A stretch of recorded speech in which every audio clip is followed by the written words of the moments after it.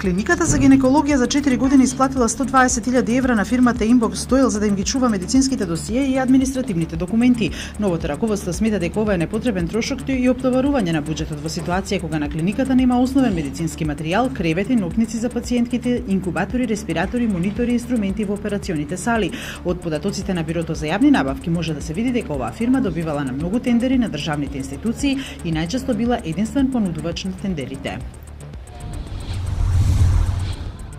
30-дневен притвор определил јавниот обвинител од основното јавно обвинителство за четворица, кои вчера беа приведени за насилствата во собранието и за нападот на пратеникот Зијадин Села, соопштија од јавното обвинителство. Овие лица се под истрага за делото убиство во обид сторено со соизвршителство. За петото лице за кое исто така е побаран притвор поради влошена здравствена состојба, судот дополнително ќе одлучи.